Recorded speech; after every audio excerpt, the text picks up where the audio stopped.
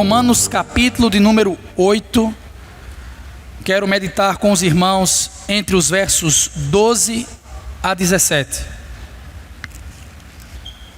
Romanos 8, versos 12 a 17. Eu faço questão de ler o texto na íntegra.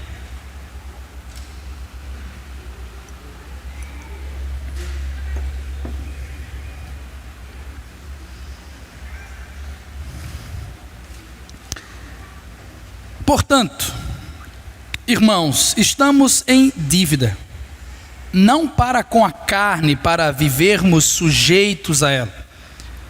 Pois se vocês viverem de acordo com a carne, morrerão. Mas se pelo Espírito fizerem morrer os atos do corpo, viverão. Porque todos os que são guiados pelo Espírito de Deus são filhos de Deus. Pois vocês não receberam um espírito que os escravize, para novamente temerem, mas receberam um espírito que os torna filhos por adoção, por meio do qual clamamos, Abba, Pai. O próprio Espírito testemunha ao nosso espírito que somos filhos de Deus. Se somos filhos, então somos herdeiros, herdeiros de Deus e co-herdeiros com Cristo, se de fato participamos dos seus sofrimentos, para que também participemos da sua glória.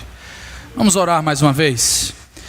Senhor, estamos diante da tua face, uma vez mais, em espírito de dependência, porque não somos suficientes, porque a palavra do homem não satisfaz.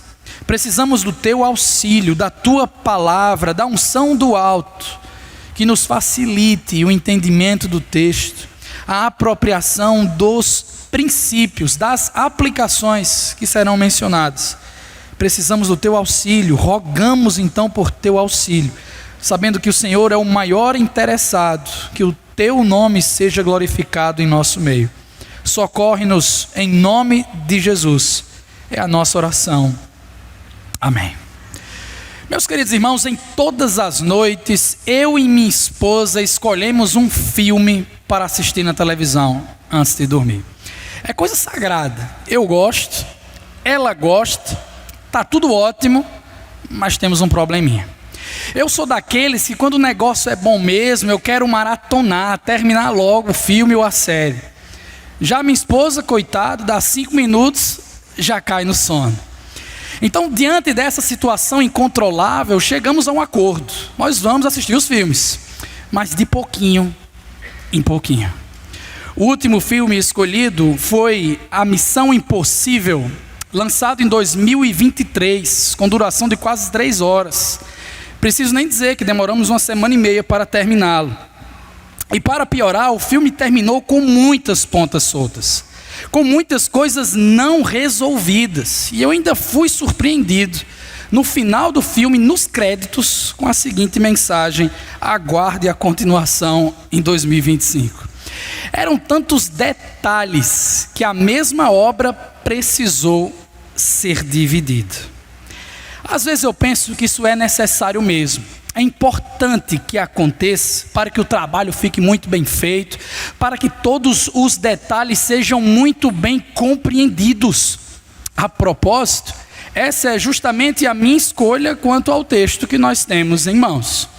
Porque o que estamos meditando hoje, ou que haveremos de meditar, na verdade é uma continuação da mensagem da semana passada. De modo que estudamos sobre o ministério do Espírito Santo, parte 1, e agora haveremos de estudar, com a permissão e graça de Deus, no ministério do Espírito Santo, parte 2. O objetivo é lógico, irmãos, reside na melhor consideração dos pormenores do assunto. Afinal de contas, Romanos capítulo 8 é Romanos capítulo 8. Existem vários capítulos e porções importantíssimos na Bíblia, mas para muitos cristãos, Romanos capítulo 8 é o melhor capítulo da Bíblia. Você se lembra o que nós aprendemos até aqui? Primeiro, versos 1 a 4, estudamos que o Espírito Santo nos liberta do poder do pecado e da morte. Versos 5 a 8, que ele também nos reorienta para desejar as coisas agradáveis a Deus. Versos 9 a 11, que ele nos habita, garantindo assim a nossa salvação, porque já não há nenhuma condenação para aqueles que estão em Cristo Jesus. Uma vez que nós continuamos com o mesmo propósito, segue-se que a grande mensagem do texto também se repete. E ela é, recorde-se, o Espírito Santo é central na vida cristã. A mesma coisa será enfatizada no nosso texto. Na semana passada nós vimos 3 realidades que apontam nessa direção. E hoje veremos 3 novas facetas que também corroboram com aquilo que eu falei para os irmãos. Em primeiro lugar, a santificação do Espírito Santo, versos 12 e 13. Em segundo lugar, a adoção do Espírito Santo, versos 14 a 16. E em último, a herança do Espírito, verso de número 17. Vamos ao texto sagrado? Romanos capítulo 8, verso 12, para começar, na primeira divisão, a santificação do Espírito.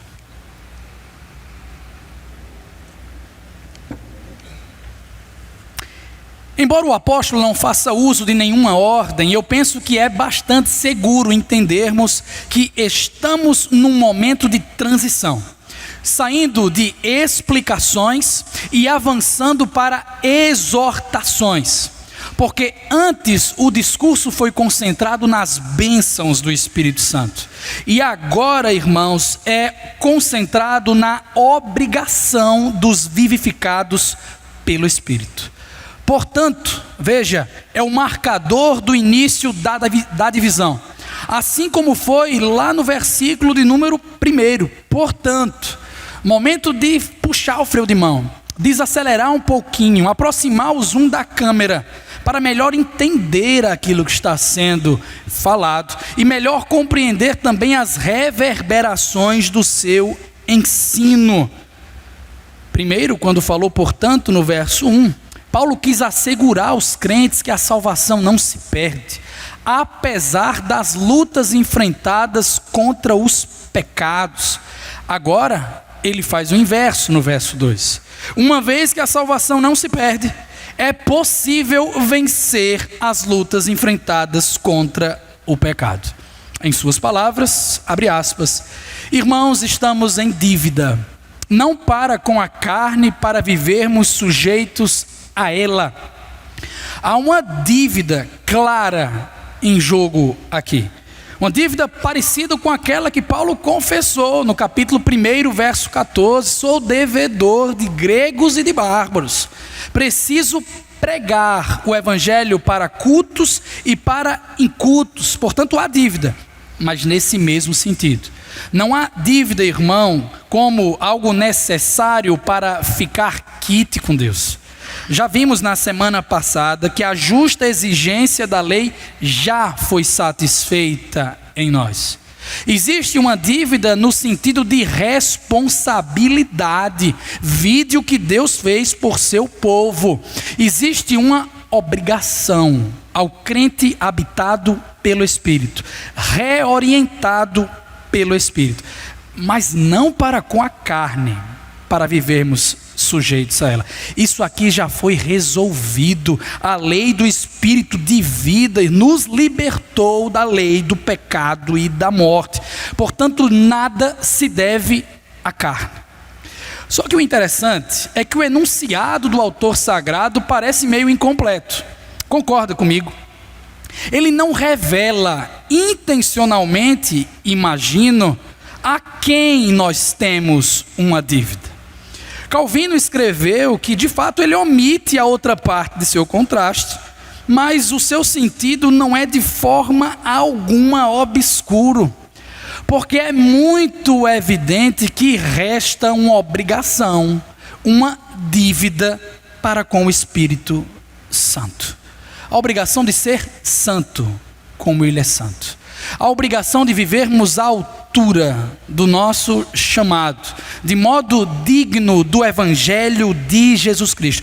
A dívida é obedecer a Deus, irmão, certo? Estando sujeito ao Espírito. Geralmente não recomendo a tradução da NTLH, mas aqui ela faz um trabalho excelente. Portanto, meus irmãos, nós temos uma obrigação, que é a de não vivermos de acordo com a nossa natureza humana. Versículo 13: pois se vocês viverem de acordo com a carne, morrerão. Mas se pelo Espírito fizerem morrer os atos do corpo, viverão.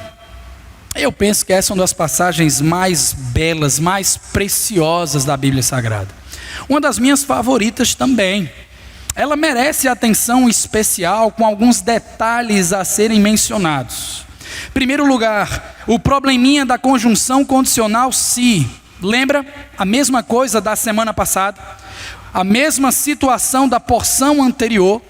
Quando se usa se em Romanos capítulo 8, pelo menos até aqui, não se entende levantar uma possibilidade, uma dúvida, mas um fato inquestionável. Tal entendimento, inclusive, é reforçado aqui no texto pelo uso da última palavra da primeira parte do verso, morrereis, a qual, na verdade, no grego original, diz respeito a duas palavras, sendo uma combinação que expressa convicção, certeza absoluta. Vou resumir para os irmãos. A ideia é que, vivendo de acordo com a carne, com a natureza pecaminosa, os homens certamente, com certeza, serão colocados à morte, serão condenados, como a Almeida Revista e Atualizada capta muito bem. Parece a linguagem de Gênesis, quando Yahvé disse a Adão: não coma da árvore do conhecimento do bem e do mal, pois no dia em que dela comerdes, certamente morrereis. 2. A mortificação do pecado. Seguindo essa mesma linha de certeza, nós lemos que os crentes devem fazer morrer os atos do corpo, sinônimo de carne dentro do nosso contexto. Só que a ação de fazer morrer é literalmente matar. E isso com o distintivo da frequência. É uma continuidade de assassinatos, se você me entende. Porque a leitura correta do texto compreende um chamado diário e ininterrupto de abolir o pecado, o matando. O que nos leva ao terceiro detalhe: como fazer isso? Como abolir a carne? Como mortificar o pecado? Perceba que o crente é o sujeito ativo da ação descrita. Ele é aquele que pratica a ação. Ele que de fato mortifica os atos do corpo. Será? Veja que os pecados são mortificados pelo Espírito, com a sua instrumentalização. Porque se a salvação é monergista, irmãos, isto é, operada unilateralmente por Deus, a santificação enquanto processo é sinergista. Ela é feita em cooperação do homem para com Deus. E aqui há tensão entre soberania de Deus de um lado e responsabilidade humana, como em vários momentos das Escrituras. Está difícil de entender? Lembre-se do que aconteceu com o surfista Gabriel Medina na última semana, quando ele estava na semifinal, querendo se classificar para a final da sua modalidade nas Olimpíadas. Apesar de sua competência, de sua grande habilidade, as ondas simplesmente não apareceram para que ele surfasse. Ele estava na dependência da natureza, dependendo de Deus para vencer. De modo análogo, irmãos, sem as ondas do Espírito Santo, ninguém aqui vai vencer a guerra da santidade, a corrida da fé. É por essa razão que aos Filipenses, o mesmo Paulo disse: ponham em ação a salvação de vocês com temor e tremor. Desenvolvam a vossa salvação, responsabilidade humana, pois é Deus quem efetua em vocês tanto o querer quanto o realizar. Soberania de Deus. Tudo isso desembocando, irmãos, no quarto detalhe, o resultado da mortificação. Que resultado é esse? Vida. E vida certa, Da mesma forma que a morte certa para quem vive na carne, a vida certa para quem mortifica ela.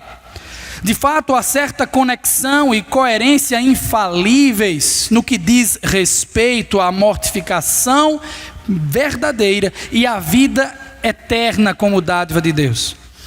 Mas me parece que o texto caminha na direção daquilo que o capítulo 7 já tinha adiantado, quanto da obediência à lei de Deus. Paulo disse que a lei é boa, que a lei é justa, que a lei é santa, que a lei é perfeita, versos 12, 14, 16, para colocar de forma muito clara que obedecer a Deus é o melhor para o ser humano. Então, do mesmo jeito que a morte tem as suas dimensões, espiritual, física, eterna, a vida goza dessas características. Obedecer a Deus melhora a nossa vida aqui, nos dá vida do lado de cá. A lei do Senhor é boa e revigora a nossa alma. O crente que obedece a Deus tem um sorriso no rosto, tem sensação de alegria por estar agradando aquele que é o seu dono. Essa é a santificação do Espírito Santo. Estamos vendo que o Espírito Santo é central, irmãos, na vida cristã. Vimos a santificação do Espírito. E agora, versos 14 a 16, observe o que diz o texto acerca da adoção do Espírito Santo. Nós vimos que caso mortifiquemos o pecado pelo Espírito, nós teremos vitórias na guerra pela santidade. Teremos vida renovada na obediência a Deus. Mas isso só é possível porque não dependemos apenas de nós para essa conquista. Verso 14, porque todos os que são guiados pelo Espírito de Deus são filhos de Deus. Os que são segundo o Espírito são filhos de Deus, alvos da sua graça e cuidado paternais. E um dos enormes benefícios dessa filiação, queridos, é a liderança de Deus, o Espírito Santo, em nossa vida. Você sabe como é que Ele nos lidera? Certamente não apenas apontando para o lugar e dizendo vai, agora é contigo. Ele não faz isso. A palavra guiados vem, na verdade, do contexto de uma pessoa com deficiência visual, que não pode dar o próximo passo, não pode avançar, porque depende de um condutor que assim o ajude. Lucas capítulo 4, verso 40, o evangelista registrou que o povo guiou a Jesus todos que tinham vários tipos de enfermidade. Mateus 10, 18, Jesus disse aos seus seguidores: por minha causa vocês serão levados, guiados à presença dos governadores e reis.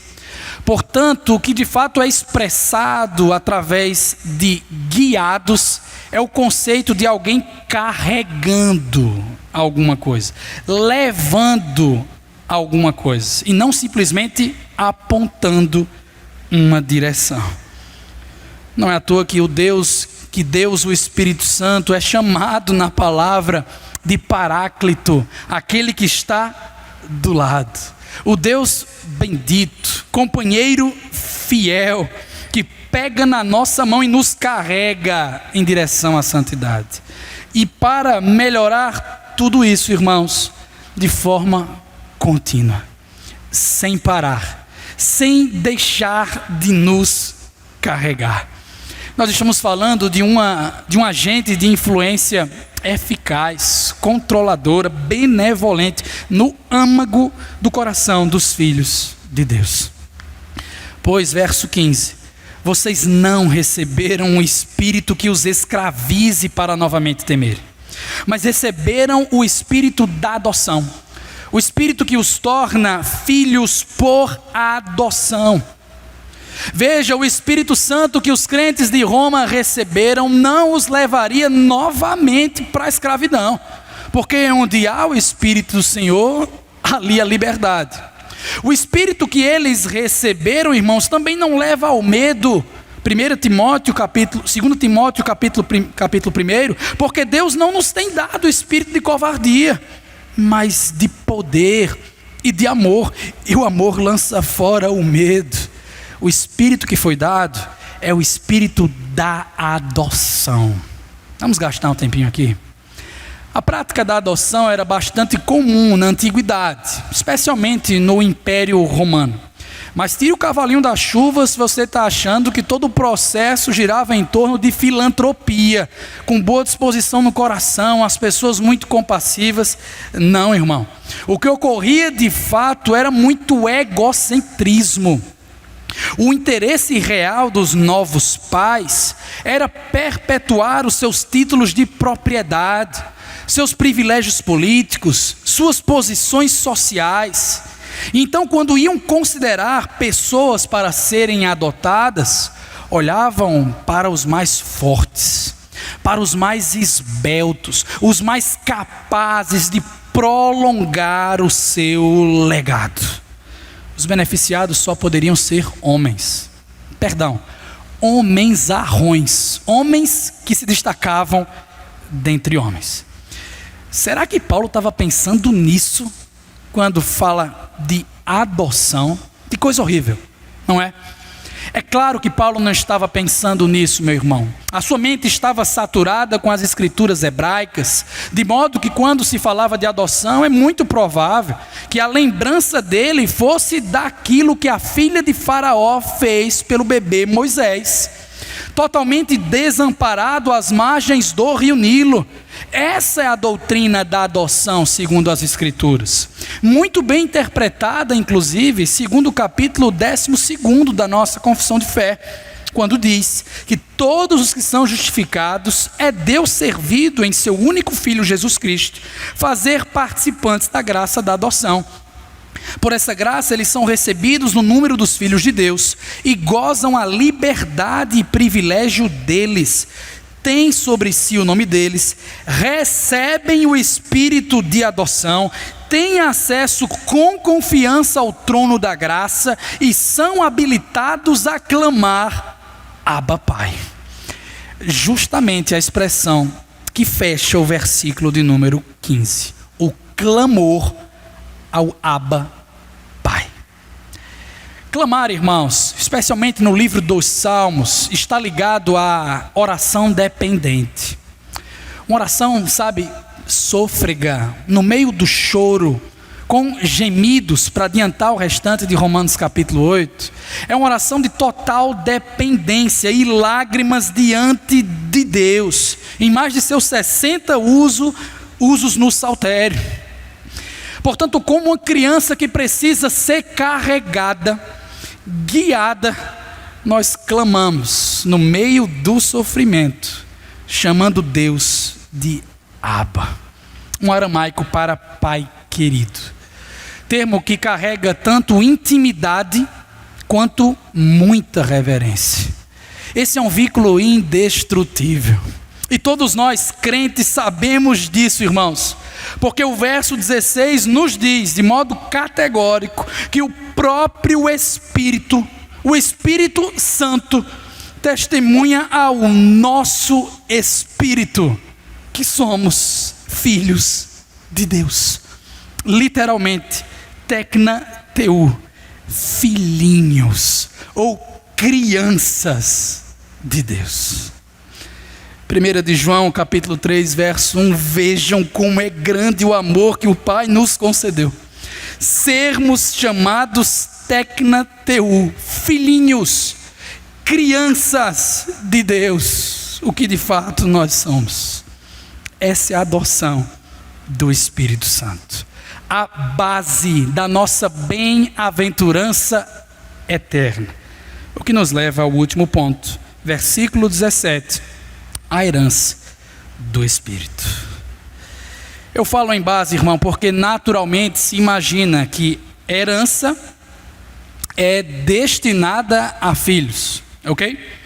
O autor sagrado diz aqui, se somos filhos, melhor, já que somos filhos, então somos herdeiros. Um novo tema, herança, importantíssimo também nas Sagradas Escrituras. Tudo começou com a terra prometida sendo herança de Israel, Gênesis 15, Números 34. Depois o próprio Israel se tornou herança ou propriedade. Isaías 19, Jeremias 10. Posteriormente, os autores bíblicos passaram a retratar o próprio Yahvé como a herança do seu povo. Ezequiel capítulo 44. Depois, no judaísmo posterior, as bênçãos do reino foram associadas com a herança de Israel. Salmo 49, 1 Enoque, capítulo 40, verso 9. E em particular no Novo Testamento, essas bênçãos de herança estão associadas ao reino e à vida eterna. Tudo isso, irmão, para deixar muito claro que a terrena terra prometida a Canaã foi expandida para a terra prometida eterna, ou como João coloca, o novo céu e a nova terra. O novo céu e a nova terra, irmãos, é o lugar onde nós habitaremos com Deus. É a terra prometida de forma expandida, onde teremos acesso ao Senhor. Aqui sim temos o conceito de herança das Escrituras. Mas e quanto à cultura dos romanos? Bem, estudiosos atestam que no mundo antigo partes exclusivas da herança eram frequentemente dadas somente aos filhos mais velhos, ou aos filhos mais preferidos, por assim dizer. Então a diferença cabal com que nós estamos tratando aqui é que agora, em Cristo Jesus, cada membro da aliança, cada filho, seja homem ou mulher, judeu ou gentil, grego ou bárbaro, criança ou adulto, cada um compartilha igualmente do patrimônio. Todos os que receberam o espírito da adoção são herdeiros de Deus e co-herdeiros com Cristo, porque Deus é nosso Pai, porque Cristo é o nosso irmão mais velho. E não restam dúvidas de quem é o filho favorito na jogada. O filho perfeito que nunca pecou. O filho unigênito do Pai, aquele gerado eternamente de Deus. É Jesus. Porém, mesmo com toda a sua excelência, Ele compartilha com cada um de nós a sua herança por direito. Louvado seja o nome do Senhor. E aí, falando em compartilhamento, ou em participação, Paulo passa a introduzir a nova temática dominante do capítulo 8, já conectando aqui por antecipação a herança eterna dos filhos de Deus. Que temática é essa? Sofrimento. Não só a temática, mas a própria palavra vai se repetir constantemente no restante desse capítulo. O texto aqui diz, irmãos, que somos herdeiros, se de fato, ou melhor, já que participamos dos sofrimentos, para que também participemos da sua glória. Entenda, sem sofrimento, sem glória. Sem participação nas dificuldades dessa vida, sem acesso a Canaã espiritual. Simples assim. Veja que depois de tanto sofrer nas regiões da Galácia, Paulo e Barnabé disseram: é necessário que passemos por muitas tribulações para entrarmos no reino de Deus. Mas o que é isso? Estariam eles defendendo que os nossos sofrimentos são a causa da glória? É claro que não. O sofrimento de Cristo é a causa da nossa glória.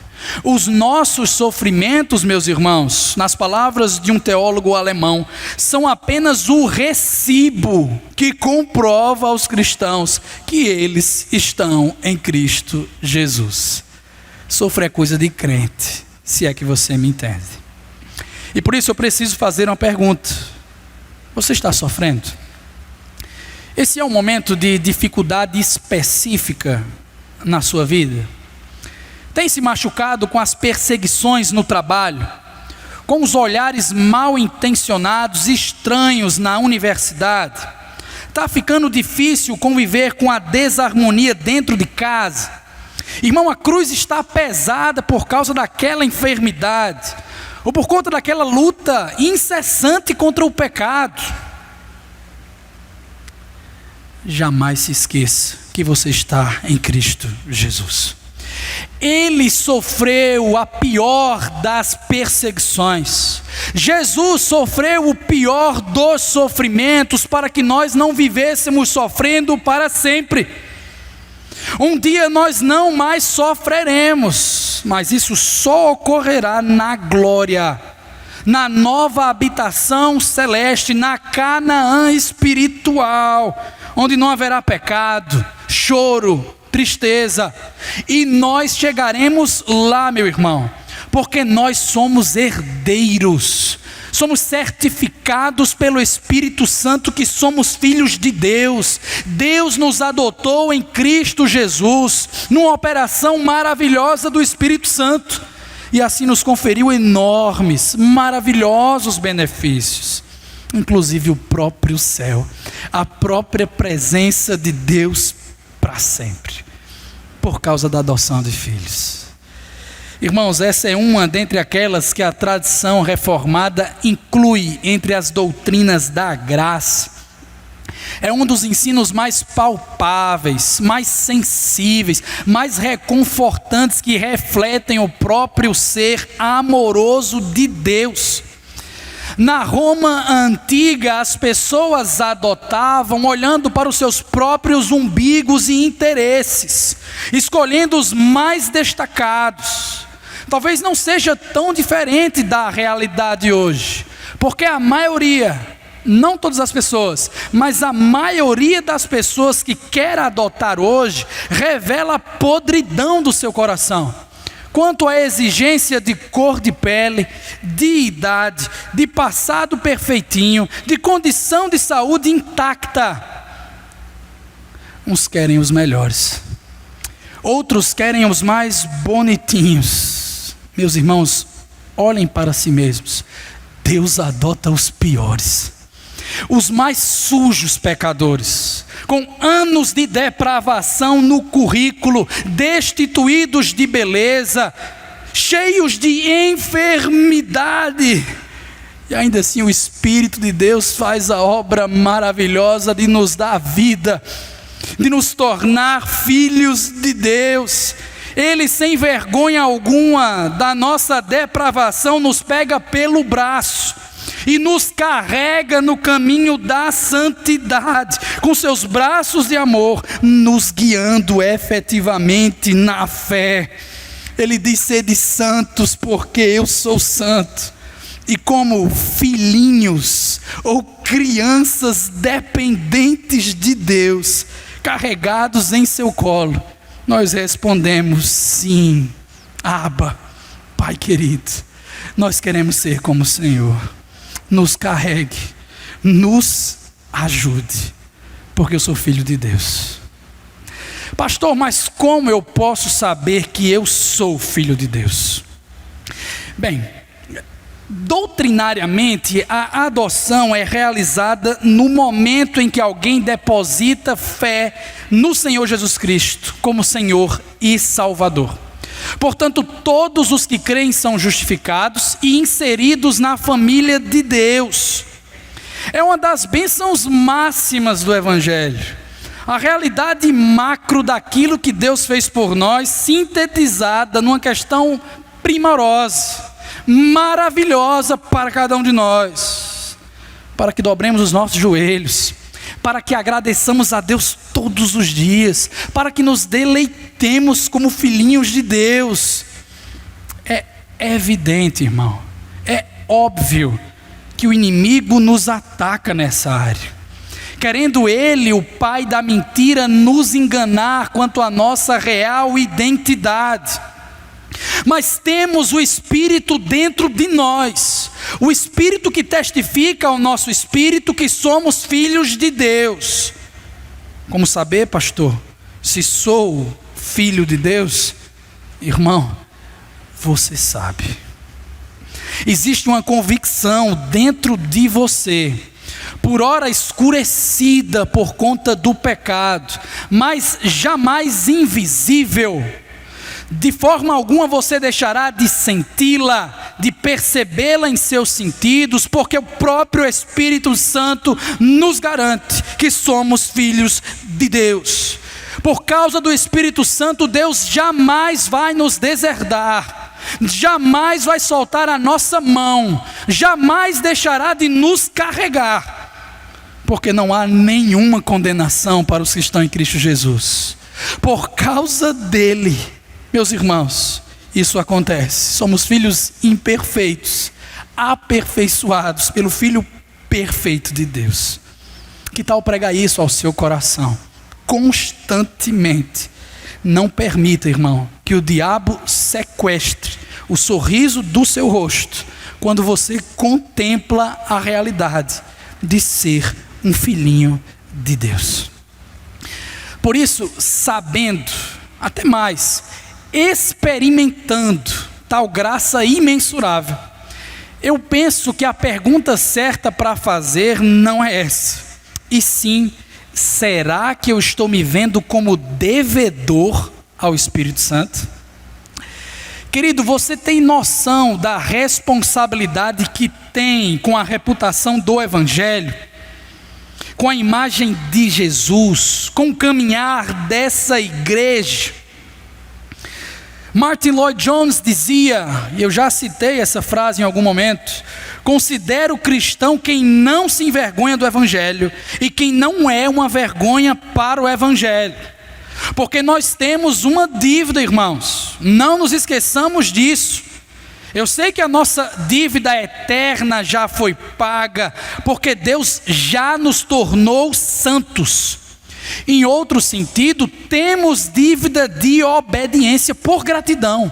Temos que pagá-la em santificação, porque a santificação é tanto um ato quanto um processo. Pelo menos eu acho que é isso que Paulo imagina quando escreveu aos Coríntios na primeira carta, se referindo àqueles irmãos nas seguintes palavras: aos santificados em Cristo Jesus, ato, e chamados para serem santos, processo. Portanto, precisamos viver à altura da nossa vocação. Essa é a nossa obrigação, meu irmão. Lutar todos os dias, com unhas, com garras, com tudo que nós podemos, nessa guerra sangrenta pela santidade. Porque não se engane, santificação é matéria de matar ou morrer. Mas que bom que nessa batalha nós não estamos sozinhos. Não dependemos apenas das nossas próprias forças. John Owen, o príncipe dos puritanos, entendia que a mortificação do pecado é o trabalho do cristão, mas o Espírito é a sua causa eficaz. O mesmo servo de Deus ofereceu dicas importantes para mortificar a carne, como mudança de hábitos para que a frequência do pecado diminua, como impor obstáculos para dificultar a ocorrência dos mesmos, como ficar em estado de prontidão 24 horas por dia mesmo, para não ser pego de surpresa nas artimanhas de Satanás. Enfim, são muitos conselhos bons. No livro Mortificação do Pecado, está em nosso boletim. Eu recomendo que os irmãos o leiam. Mas me parece, gente, que nesse contexto aqui, mortificar a carne é simplesmente viver sujeito, submisso ao Espírito. Como? Obedecendo. Quer mortificar a carne? Obedeça a Deus, meu irmão. Deus já nos deu tudo que nós precisamos para a vida e para a piedade, disse o apóstolo Pedro. Nós temos o Espírito dentro de nós, nós temos a reorientação que o Espírito operou em nosso coração, nós temos o próprio Espírito nos carregando para vencermos o pecado. Deus sempre nos dá um escape quando estamos no meio de uma tentação. Obedeça a Deus, meu irmão, por gratidão, mesmo que isso sacrifique o seu trabalho, o seu conforto, a sua família. Obedeça ao Senhor. Eu acho incríveis os malabarismos que são feitos para evitar a simplicidade desse ensino aqui. Até historicamente, para mortificar o pecado, alguns tentaram a autoflagelação. Para mortificar o pecado, outros tentaram a automutilação, porque o problema é o membro, e não o corpo, e não o coração. E aqui a ironia. Pessoas acham que se isolar do mundo, deixar de trabalhar, deixar de ir para a escola, não frequentar mais ambientes culturais, não se envolver, interagir com a sociedade, vai resolver o problema. Vai não, meu irmão, porque o problema é você. O problema está dentro do seu coração. Você é um pecador. Isso não vai resolver o problema do pecado. Quem resolve o problema do pecado é o Espírito Santo. E isso somente na ressurreição do corpo. O alvo da mortificação, sim, é a abolição da natureza pecaminosa. É a mortificação definitiva do pecado. Mas isso não vai ser alcançado nessa vida aqui, não. Eu não falo isso para desencorajar, desestimular os irmãos na corrida da fé. Porém, penso que é melhor ser realista e ter os nossos olhos voltados para o que realmente importa, para a coisa certa a ser contemplada. Eu quero que os irmãos terminem hoje o dia celebrando o Espírito Santo por sua pessoa e obra, porque não seremos santos sem o Espírito Santo. Ele já começou a trabalhar em você. Ele continua a lhe carregar. Ele jamais vai te abandonar. O Senhor está comprometido com a sua santificação. Lembre-se disso. Porque jejuns, votos, penitências, vai lá, podem ajudar, mas são correntes. Nós precisamos olhar para a fonte. Quer que o seu pecado seja mortificado mesmo, irmão? Deposite mais uma vez a sua fé no Senhor Jesus Cristo. Espere pelo seu dia de retorno, porque não existe morte do pecado sem a morte de cruz. O Espírito Santo é central na vida cristã, mas em sua centralidade, na sua obra, no âmago da sua atividade, ele diz: olhem para a cruz, olhem para aquele maldito madeiro, olhem para o crucificado, aquele que foi realmente santo em todos os momentos da sua vida, o autor e consumador da nossa fé. Quero que os irmãos olhem para Jesus, se rendam a Jesus no poder do Espírito Santo, porque somente assim nós veremos a obra de santificação da nossa vida ser completa. Amém, meus irmãos? Fechemos os nossos olhos, baixemos a fronte, vamos orar ao Senhor em resposta a tudo aquilo que nós ouvimos.